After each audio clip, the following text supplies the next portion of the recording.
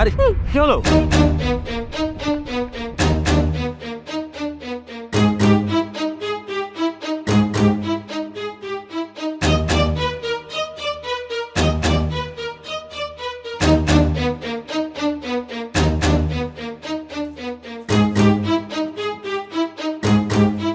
মা মা আমি দাদুর জন্য ওষুধ নিয়ে আসি, এগুলো তাড়াতাড়ি করে দাদুকে খাওয়াই দাও, দাদু তাহলে সুস্থ হয়ে যাবো।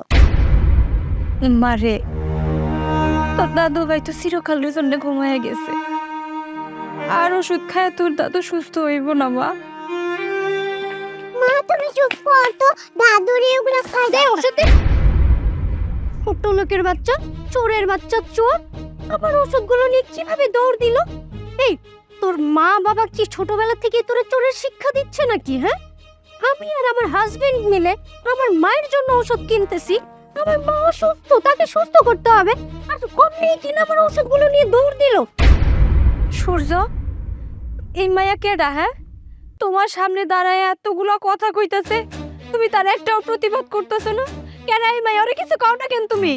এই চুপ কর, ফকিন্নির বাচ্চা, যত বড় মুখ তত বড় কথা। হ্যাঁ, তুই আমার নাম ধরে রাখছিস সূর্য। এই আমি তোকে চিনি, আমি তোকে চিনি।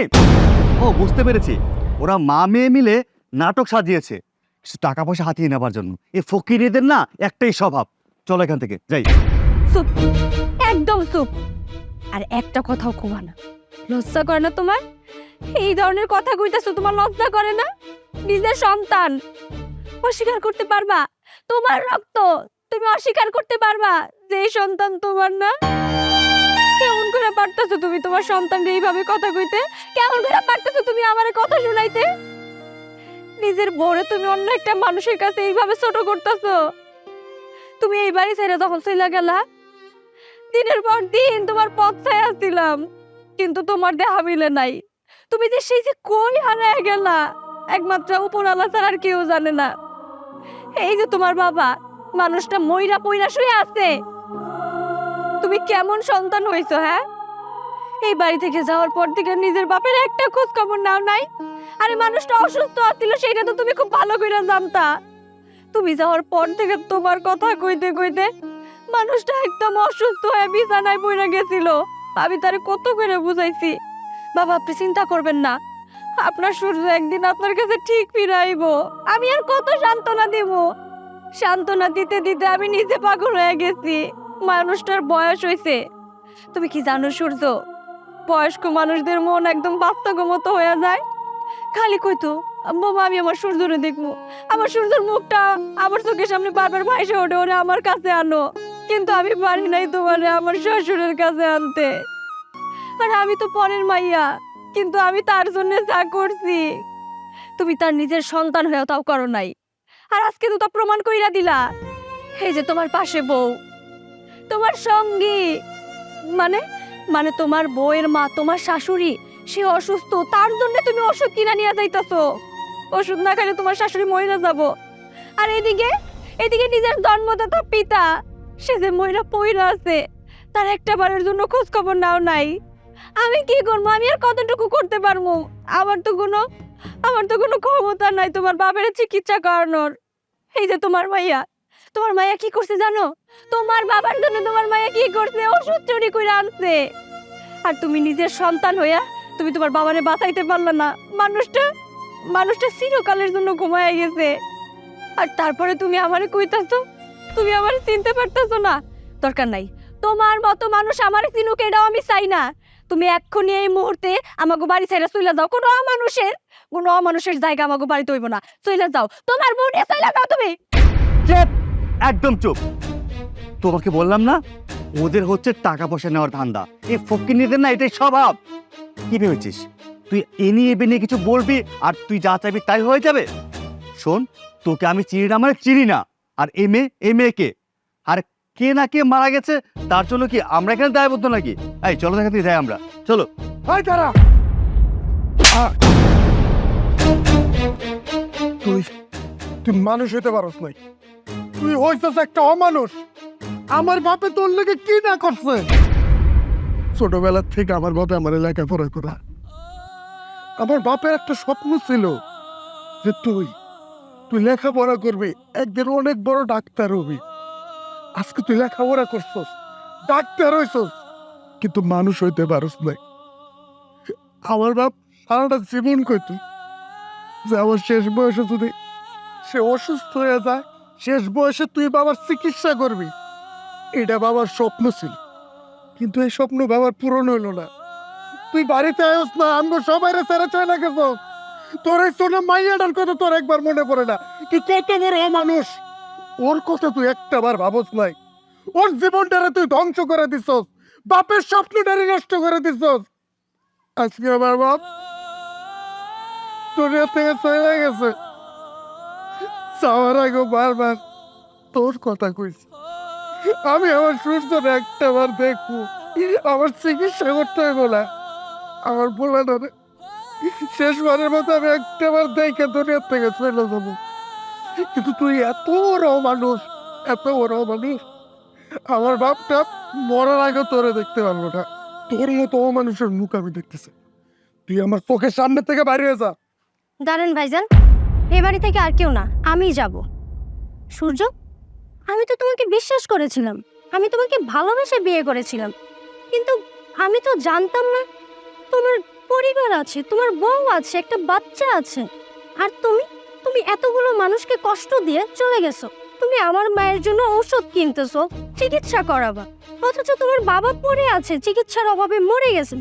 কেমন ডক্টর তুমি, কেমন ডক্টর যে তার নিজের বাবাকে বাঁচাতে পারে না? ছি, আমি তো তোমাকে বিয়ে করেই ভুল করছি।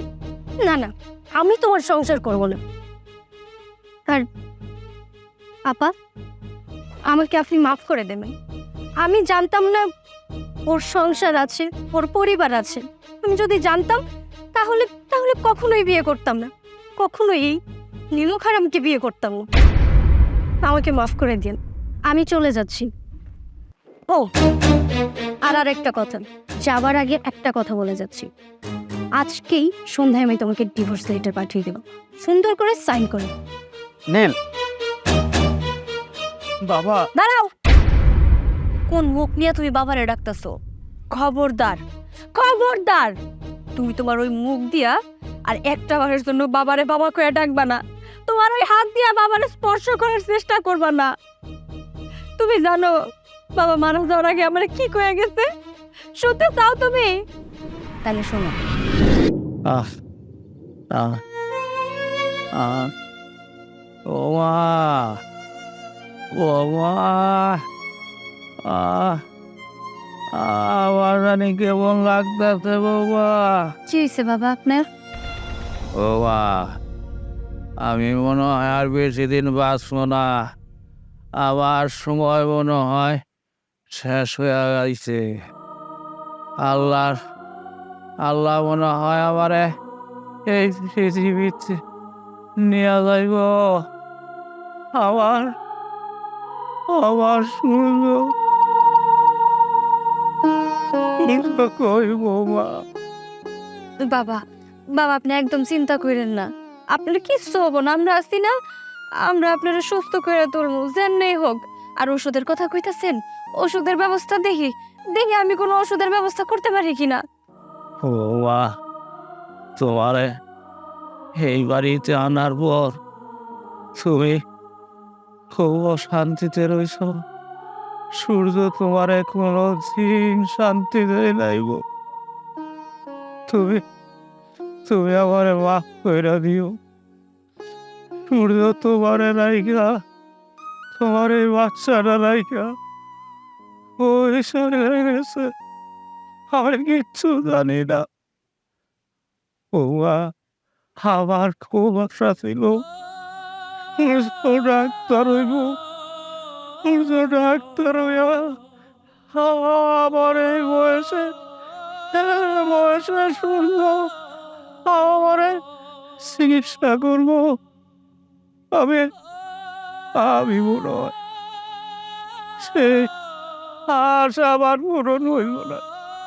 বাবা আপনার কিচ্ছু হইব না, আমরা আছি তো, আপনি ভালো হয়ে যাইবেন। বাবা, বাবা, বাবা আপনার কি হয়েছে? বাবা কথা কন। বাবা, বাবা, কি শুনছো তো, বুঝছো তো তুমি বাবা কি চাইছে?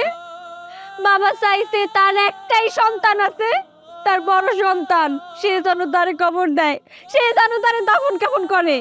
তোমার মতো অমানুষ বাবার পাশে যেন না থাকে, তোমার ওই হাত দুইটা দিয়ে যেন বাবার কবরে মাটি না দেয়।